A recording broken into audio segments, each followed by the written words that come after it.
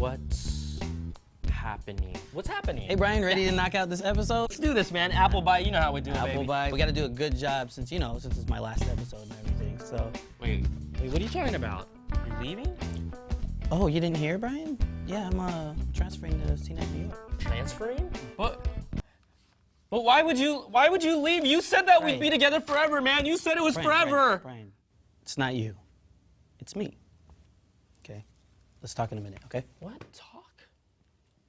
You know what? Get out of here. I don't need you anyways. Forget this crap, man. Oh, what's my line?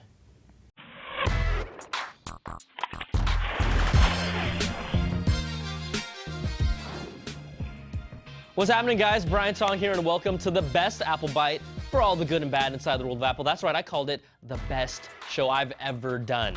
Now let's jump into the stories, and it's official. Apple announced WWDC in 2012 will be held in San Francisco from June 11th to the 15th this year. But if you thought you even had a remote chance of getting in, tickets sold out in under 2 hours, which was totally awesome for developers on the West Coast since Apple made the $1,600 tickets available around 5 a.m. local time while people were still cuddling their Hug Me pillows. But don't worry, you can always find a ticket at our friends at eBay, like this one that's already at $2,850 with 3 days to go. Now we know Apple can afford one, and they announced their quarterly earnings this week with their best ever second fiscal quarter with over $39 billion in revenue and a net profit of 11.6 billion greenies. The standout products were no surprise. iPhones selling over 35.1 million units, up 88% year over year, and iPads selling nearly 11.8 million units, up 151%.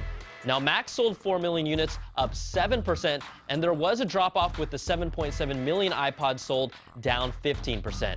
Now, the interesting nugget of news came from the Q&A session where Tim Cook shot down the idea of a hybrid MacBook iPad-like device.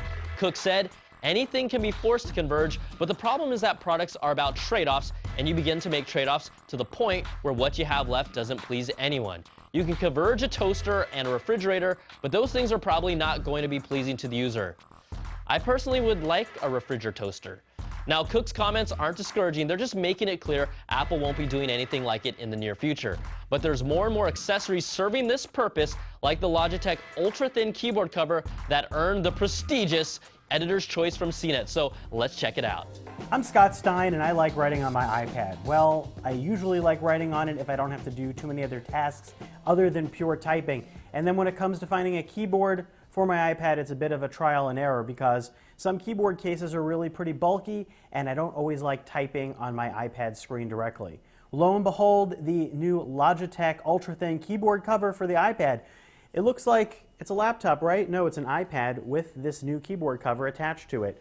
It connects the same way that a smart cover attaches via magnets.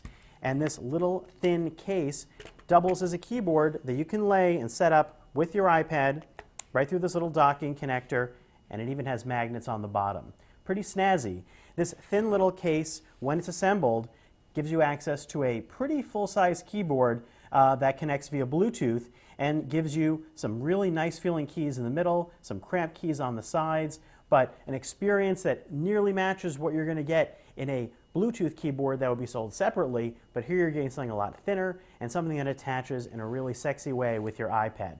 Now there are some caveats. One, it's not a case. Maybe that's why they call it ultra-thin keyboard cover. In fact, it's not really that great a cover for the front. It's nothing like a smart cover in the sense that it's kind of thick and awkward to close, but it does have rubber bumpers that protect the iPad from contacting the keyboard.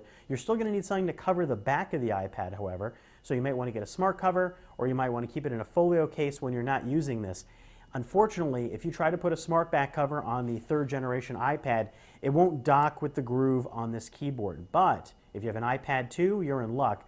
I tried the Belkin Snap Shield cover, and at least in that instance, it worked just fine. Now you can also dock this iPad in portrait mode. Although it's not kind of supported with the magnets, it does work. It does feel a little bit tenuous here. I'm not sure I'd trust it at a cafe with a lot of jostling people, but you can do it. Though this keyboard is really meant to be used in landscape mode, and only in this one orientation where the magnets are to dock. And when it does, it's strong enough that it can hold the keyboard on the bottom. It's $99, which is not cheap, but compared to a lot of iPad keyboard cover accessories, it's kind of right in that ballpark. And Logitech says that this will last 6 months on a charge, although that will be with 2 hours of use a day. Still, that's a lot of hours of use, and it charges via a micro USB cable that comes in the package. All told, it's not going to reinvent the world of keyboards, but it really may change your habits in terms of how you carry a keyboard with you. You can't get much sexier than this Ultrabook keyboard cover, and the way it connects back with your iPad is simply as this. All right, thanks for that, Scott. Now, everyone is hoping to see the next-gen iPhone and iOS 6 at WWDC. There are no guarantees, but if you like any tidbit of iPhone news, check out these parts from Chinese vendor TVC Mall, which has begun offering what they call iPhone 5 home buttons for sale in black and white. Now, the parts have a rounded square shape and are designed differently from the iPhone 4S's home button and will help hold the button in place. Aren't you glad you guys know that now? Also, in more iPhone news, CNET's own Roger Chang reports that Sprint will continue to support the iPhone's unlimited data plan even if the next iPhone is a 4G LTE phone and set it apart from the others on the market. CEO Dan Hesse told CNET that if the next iteration arrives with LTE, Sprint will continue to offer a no-strings unlimited plan, and that's a strong differentiator, and I'm all in for that.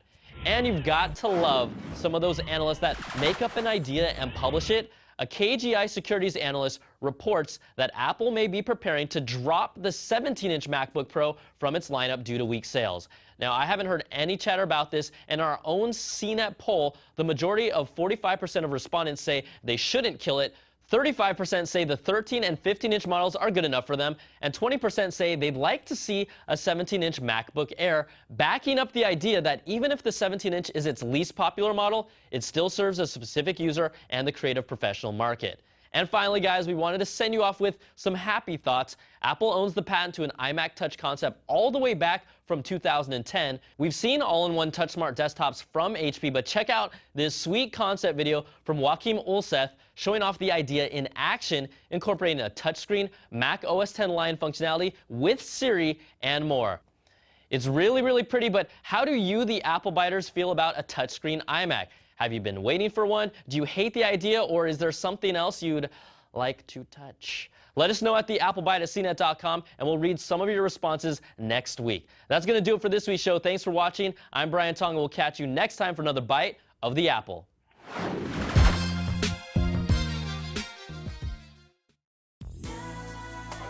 It was great, guys. Oh, man. Yeah, this is it. This is tough. All right, yeah, pound. All right, guys, I'm going to see you guys. All right, tweet me. Tweet me.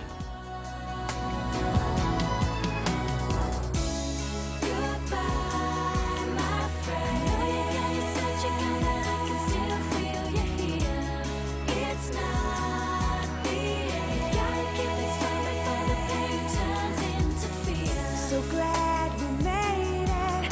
Time will never change it. No, no, no. No, no,